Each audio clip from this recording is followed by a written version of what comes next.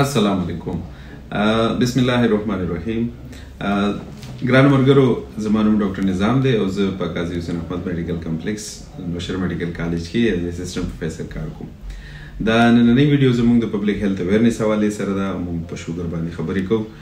تاسو زما ډېرې ویډیوګانې کتلې دي، زما ډېر لیکچرې به تاسو کتلې وي. نو اکثر د شوګر په مختلفو موضوعاتو باندې په مختلف ټاپکس باندې مونږ میاشت کې یو پیره دوه پیرې مونږ پای باندې ویډیو کوو او هغه مونږ تاسو سره شیر کوو. نننۍ ویډیو چې کوم ده نو هغه یو سوال دی. اکثر مانه خلک په کلینیک کې هم دا سوال کوي، هسپتال کې هم رانه کوي چې ډاکټر صاحب مونږه د شوګر دی خو آیا مونږه موسمي فروټ شو یا د عام کوم میوجات چې دي دا مونږ استعمالولی شو که نه؟ نو ګرانو ملګرو، داسې ده چې کله تاسو هر قسمه موسمي فروټ دي دا تاسو استعمالوئ، نو کوشش دا کوئ چې د خوراکو ترمنځ یعنی د غرمې د روټۍ نه واخله تر ماسخوتن د روټۍ پورې چې څومره ګیپ دی یا څومره ټایم دی په دې کې تاسو فروټ استعمالولی شئ او هر قسمه فروټ تاسو په دې کې استعمالولی شئ.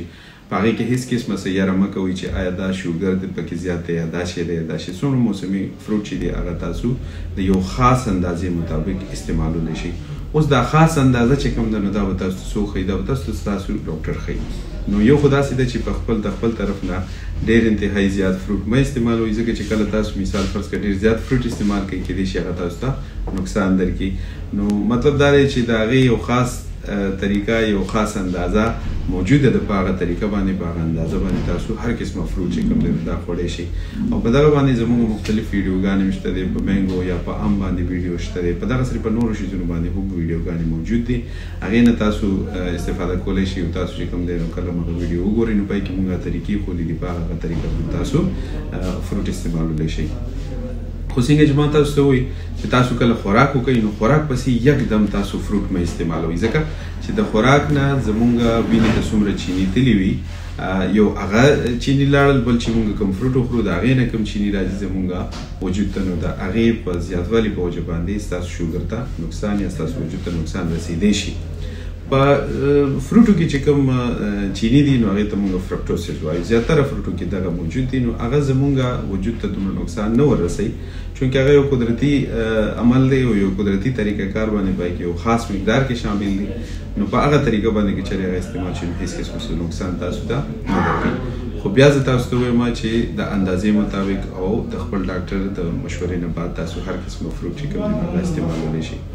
بله یو خبره یاد وساتئ چې کله هم تاسو مثال فرض کا د روټۍ نه مخکې فروټ خورئ نو کوشش دا کوئ چې ورپسې یکدم روټۍ مه خورئ. ما څنګه تاسو ته ووایي چې د هغې مقدار هم کیدای شي چې د چینو مقدار ستاسو په وجود کې زیات شي. نو د سوال جواب هم دا دی چې هر قسمه فروټ د شوګر مریض استعمالولی شي. ګرانو ملګرو، که ویډیو هم خوښه شوې وي نو نورو خپلو ملګرو سره هم شیر کړئ، کیدای شي ستاسو په دې شیر کېدو باندې چاته فایده ورسي. په دې ویډیو کې چې کوم زموږ دا لینک دی په دې باندې تاسو رابطه هم کولی شئ. دا کوم ټلیفون نمبر چې د سکرین مخې ته تاسو ته راځي په دې باندې خپل تاسو نمبر بک کولی شئ. که خدای مکړه تاسو ته شوګر وي یا ستاسو په کور کې چاته شوګر وي تاسو مشوره کول غواړئ نو بالکل زموږ په دې نمبر باندې تاسو رابطه کولی شئ. تاسو سوال وي څه تپوس وي موږ ته ایمیل کولی شئ، موږ ته واتساپ کولی شئ.